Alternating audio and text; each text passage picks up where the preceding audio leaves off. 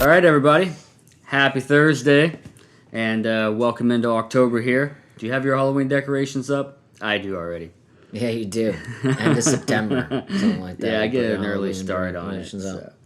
But speaking of this time of year of October, Halloween's coming up. Favorite time of the year. The greatest time. But what's really nice, we do have Bedlamite coming out this Friday. 7 p.m. Tomorrow.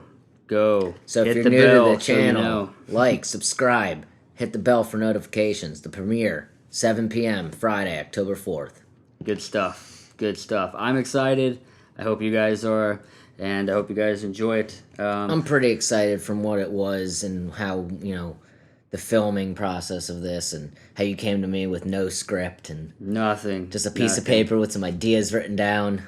Yeah, that's it. For your student project. While I was in school, decided to take advantage of being in the audio classes and some of my video classes to do so. And we just kind of ran with an idea, and I think it turned out pretty well. Now being able to remaster that completely changed the whole feel, the whole tone of the movie. Yeah, like what we always talked about it, that the sound effects, the scoring was going to drive this film. Like, right. It wasn't necessarily the shots themselves. Mm-hmm. So that scoring and sound effects, I think, is what made this what it is. And hopefully you guys will enjoy it tomorrow night. Yeah, and it is so much more impactful with the scoring that we produced. The scoring in that aspect. Scoring was excellent. I will say I knocked it out of the park on that one. When you guys watch it tomorrow, comment below and let me know if that is factual or not. Yeah. I don't know, because we've watched the movie probably 150 times in the last week. 50,000 times. But it's kind of burned out on Bedlamite. Yeah, right. So we're going to watch it again tomorrow. We'll have a premiere party or something. Probably won't be on camera on that aspect. But, yeah, so I wonder if you guys had a chance to see the movie poster. Yeah. I thought Jarrell knocked that out of the park pretty decently. Yeah, Nick was doing the audio one day, and he was like, we need a poster for the movie. And I'm like, let's just use a still from the video. Right. And I was like, no, I'll go ahead and make a nice movie poster for the premiere party. Yeah, and for Film Freeway, it's kind of like IMDb for independent filmmakers. And if you guys happen to check out our profile there, you can kind of see the list of credits of who was in the movie. Costume design, 120 dB. Studios did the scoring and sound effects, which is moi. So yeah, good stuff though, man. Like it was a lot of fun remastering it and being able to see what it should have been the first time. But for a lot of you guys, you're going to see it for the first time. So I really hope you guys enjoy it. And our whole game plan with remastering this short film, we will be starting crowdfunding and other things of that nature to try to rally up the money to do Bedlamite the movie. So that will be... We're going to also be entering it in some film festivals and stuff like that. So it'll be good stuff. It should be interesting to see where it goes. I mean, I know a lot of the categories are short films and student films that we're going to be entering into. So we'll see how that goes with the, each film festival is different. So yeah, very much so. We're just trying to get it out there that this is something we did a couple years ago, that we shot a couple years ago. Not on the greatest equipment. We had no lights, no microphones, not even really a camera. We had like a 5-year-old camera. Oh, dude, I should have brought the camera with me today, so we could have showed. It was like one of them like handy cams that you buy at like Walmart, Best Buy, and Nick's like, let's shoot a movie on it. Like a cheap JVC. Actually, when we went to shoot the movie, I didn't even have the charger anymore. Yeah. So the budget for Bedlamite, I bought a charger off Amazon, $5 or whatever. I bought a little container of blood. That pretty much sums up the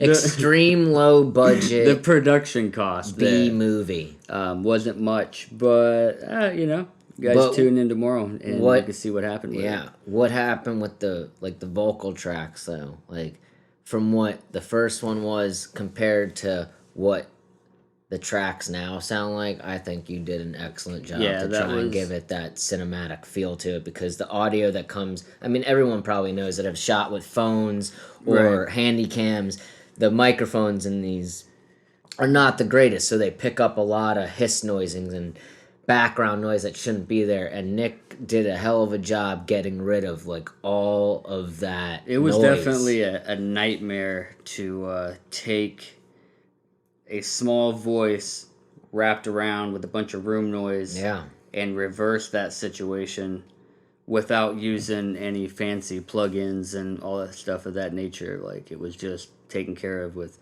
a limiter, a compressor, and a lot of EQ. I think you killed it on that, man. I thought when I watched it at your house that day when you told me to stop by, I stopped by and I thought it sounded excellent. I mean, now you were still on like your third time going through it or whatever, so it wasn't like perfect, but there were spots that we did say, okay, this needs work, and this, but the vocal tracks on it are so much better. Yeah, it really popped out. Like, it does. I mean, it still doesn't sound like a cinema movie. No, but like coming from where the audio file came from and to where it's at now. Yeah. If we had the things we had now, it would sound like a cinematic movie. Of course. And like, even if I knew this was gonna happen back then 2 years ago, if all this was gonna happen, like, we would have shot things differently. Like, we would have shot more for the feel of the movie. We shot it in 3 Sundays. Yeah. So just 3 days of shooting. I don't know. Call it maybe 12 hours worth maybe. Now not captured, but like time spent. We probably spent about 3 or 4 hours a Sunday. Yeah. That's probably about right. Because, like, I have my script that I wrote, but it was more of an outline of the scenes and what the scenes will look like. You can look down here below, and we'll put a little picture here so you can kind of see what it looks like with all the notes and stuff on the side. Yeah, Nick's chicken scratch. Trying to hand me this and be like, "This is what I want." I'm like, I don't even know what that says. Right. This thing needs to be typed out. I think you did type it out. Yeah, I typed it out and then added in stuff as we wrote it down. And like, I would just sit with Johnny, basically kind of like this right here, or he's on the sofa or whatever that situation is. And I'm like, okay, so in this scene, I want you to bring this emotion to the camera. I'm not going to say too much because you need to watch it tomorrow, but I need you to do this for me. Bring this for me. No, he killed it. And in 1 or 2 cuts, mostly like 1 cut, he nailed it. And then even jumping from camera A, B, and C, from the multiple different shots, like, it's not scripted. So, you know how that goes. You got to say every word the same way, the same time. And it was very difficult editing. And it was very difficult editing, but he still even kind of kept that. No, he kept it pretty much the same. Pretty much the same, except for that bathroom when he's talking to Kurt on the phone. Kurt. Whoever plays Kurt, man. This guy over here. Kurt was amazing. You should give him an Oscar. Like and subscribe. Kurt's single, by the way. Yeah. You need to give that guy an Oscar. Drop your cell phone down below. Kurt will give you a call. He's got a nice phone voice, as you'll see in the movie. Yeah. But so that's pretty much, I think, wrapping it up for the Bedlamite stuff. Yeah, I mean, like, again, tomorrow at 7 o'clock. Friday, 7 p.m., October 4th, Bedlamite. If you haven't had a chance yet, please like and subscribe. And most importantly, hit the bell so that way you'll remember. Like, I do have Facebook events and Google events and Twitter, Instagram, yada, and there's a Premiere link that will send you from Facebook to YouTube to hit the reminder for the premiere at 7 p.m. That's actually been out since Monday.